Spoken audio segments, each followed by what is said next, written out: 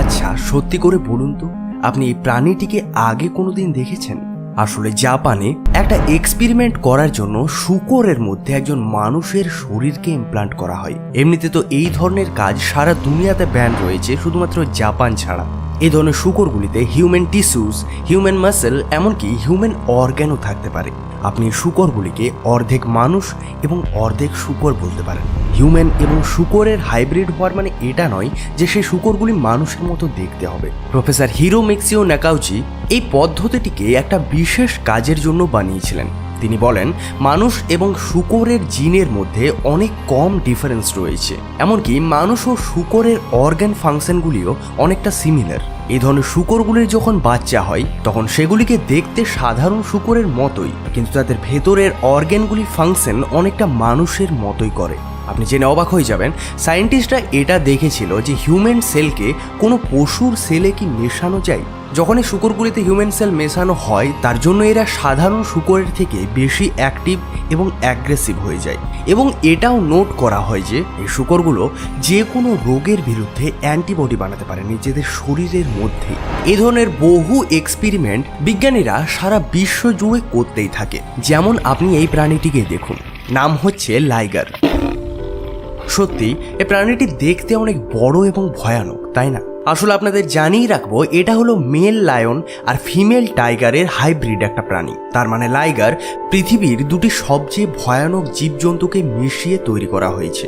আপনি যেমন জানেনই, বেড়াল প্রজাতির সবচেয়ে বড় জন্তু হলো এরাই। এই লাইগারদের উচ্চতা হয় বাঘ ও সিংহের মতোই, ও সাথেই এদের মধ্যে এই দুই প্রাণীর নেচারও থাকে। যেমন তারা বাঘের মতো সাঁতার কাটতে ভালোবাসে, আবার তাদের সোশ্যাল বিহেভিয়ারও সিংহের মতোই। আপনি আজও এই জন্তুটিকে দেখতে পাবেন। এই বাঘ সাউথ আমেরিকার দেশগুলিতে বেশি দেখতে পাওয়া যায়। একটা সময় ছিল যখন বলা হতো যে লাইগার প্রাণীদের পৃথিবী থেকে বিলুপ্তি ঘটে গেছে, কিন্তু সেটা 1993 সালে ভুল বলে প্রমাণিত হয়ে যায়, যখন একবার আমেরিকার ঘন জঙ্গলে লাইগারকে আবার দেখতে পাওয়া যায়। আজকে মায়ামিতে এই হারকিউলাস নামের লাইগারটিকে সারা দুনিয়া থেকে মানুষ দেখতে আসে, যার ওজন হচ্ছে 410 কেজি ও দেখতে হচ্ছে খুবই বড় ও ভয়ঙ্কর। অনেকে বলে লাইগার বেশি দিন বাঁচে না, কিন্তু আপনাকে বলে দিই, হারকিউলিস নামক এই লাইগারটি হচ্ছে অনেক সুস্থ এবং সবল, এবং এর বয়সও হচ্ছে 14 বছর।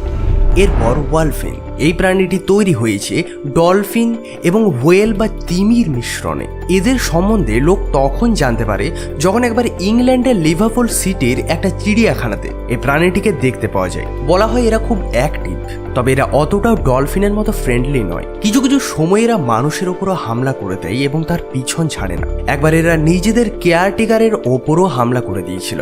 আসলে টেকনিক্যালি এরা ডলফিন, এদের মধ্যে হোয়েলের ক্ষমতা চলে এসেছে। তবে কিছু লোক মানে এরকম হোয়েলফিন পৃথিবীতে আরও আছে, হতে পারে সেগুলি আজ অবধি আমরা খুঁজে পাইনি। এরপর কিলার বি। আপনাদের প্রথমেই বলে রাখি, এদের নাম কিলার বি এই কারণেই রাখা হয়েছে যে তারা যতই ভয়ানক তার চেয়েও বেশি অ্যাগ্রেসিভ।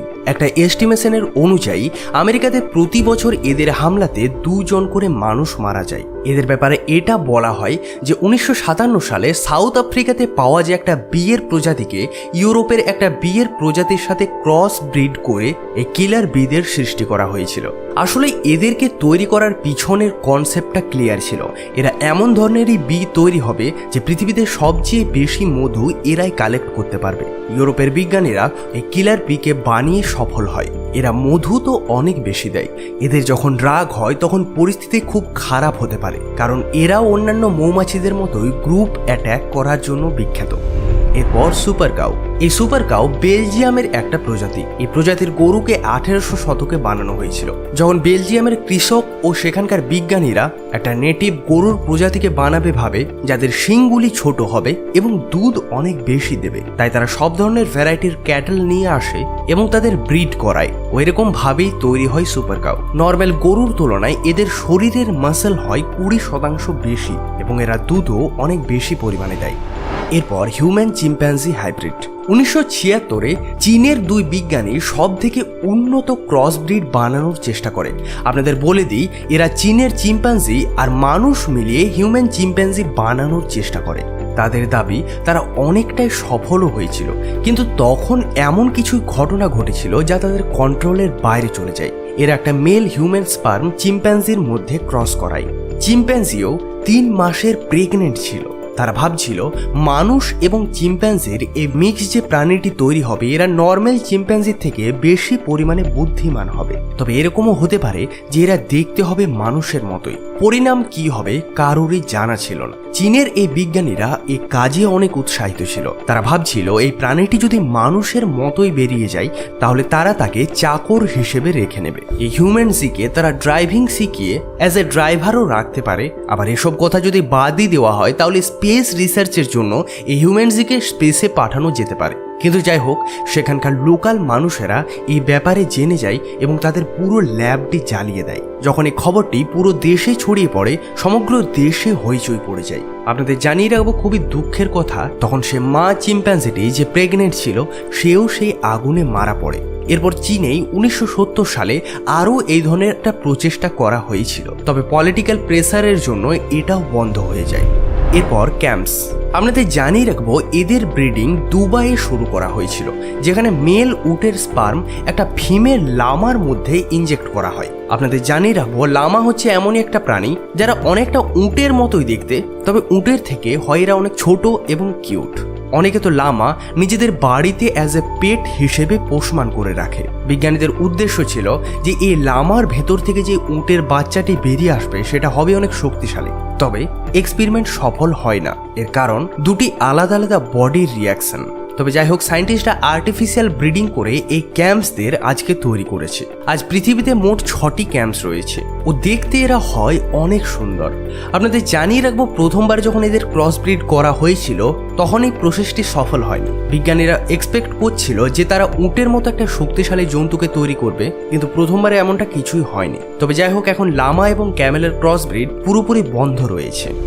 এরপর monkey and human nature cell, Yale ইউনিভার্সিটিতে একবার রিসার্চ করার জন্য বাঁদরের শরীরে একজন মানুষের সেলকে ইনজেক্ট করা হয়। তবে যাই হোক, এই ধরনের এক্সপেরিমেন্ট করার জন্য অনেক ধরনেরই তো কথা উঠেছিল, কিন্তু শেষ অবধি রেজাল্ট পজিটিভ এসেছিল। এক্সপেরিমেন্টের জন্য 5টি বাঁদরকে নেওয়া হয়েছিল।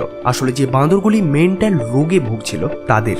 বাঁদরগুলির মধ্যে হিউম্যান সেল যখন ইনজেক্ট করা হচ্ছিল তখন এটা খেয়াল রাখা হয়েছিল যাতে না বাঁদরগুলির স্বভাব পাল্টে যায়। আপনারা জেনে অবাক হয়ে যাবেন, যখনই এই বাঁদরগুলির শরীরে হিউম্যান সেলকে ইনজেক্ট করা হয় বাঁদরগুলির মেন্টাল ডিসঅর্ডার একেবারেই ঠিক হয়ে যায় ও সায়েন্টিস্টদের পরীক্ষাটা সফল হয়। তবে তারপর থেকে এই ধরনের প্রচেষ্টা আর কোনোদিন করা হয়নি।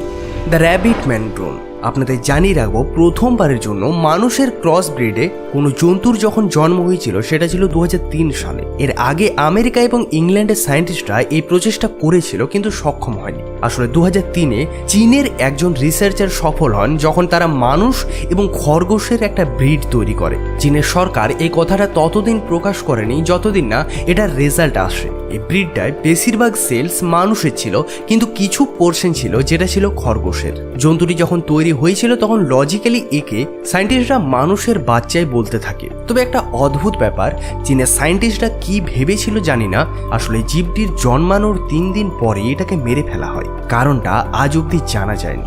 এরপর জেব্রয়েড, ক্রসব্রিড মেল জেব্রা এবং ফিমেল ইকুইডায়ের সংমিশ্রণে যে প্রাণীটি তৈরি হয় তার নাম জেব্রয়েড। এদের বিহেভিয়ার অনেকটা জেব্রার মতো, কিন্তু এদের বডিটা অনেকটা ইকুইডায়ের মতো। এরা শান্ত প্রকৃতির হয়, কিন্তু রাগ এলে এরা অনেক ক্ষতিও করতে পারে। আপনি যেমন দেখতে পাচ্ছেন এদের পুরো শরীরে জেব্রার মতো মার্কিং থাকে না, এরা অর্ধেক লাইন নিয়ে জন্মায়। আপনাদের জানিয়ে রাখবো কোস্টারিকাতে এই ধরনের ব্রিড তৈরি করা শুরু হয়েছে এখন। সেখানকার বিজ্ঞানীদের দ্বারা এই ক্রস ব্রিডিংটি সফল হওয়ার পরেও সেখানে অদ্ভুত সব ক্রস ব্রিড করার আজও চেষ্টা চলছে। যেমন জেব্রার সাথে গাধার ক্রস ব্রিডের ফলে যে জীবটি তৈরি হয় সেটার নাম জংকি জেব্রা, এবং ঘোড়ার সাথে যে ক্রস ব্রিডটি হয় তার নাম জোর্স। এগুলি তৈরি হয়েছে পুরোপুরি কৃত্রিমভাবে। তাহলে আজকের লিস্টের এই জীবগুলির মধ্যে কোন জীবটিকে আপনার সবচেয়ে অদ্ভুত লেগেছে কমেন্টে নিশ্চয়ই জানাবেন। আর যদি আপনারা রহস্য জগতের এর আগের ভিডিওগুলি না দেখে থাকেন তাহলে স্ক্রিনের ওপর আসা ভিডিওগুলিতে ক্লিক করে দেখতে পারেন। আর সবার শেষে বলবো, ভালো থাকেন, ধন্যবাদ।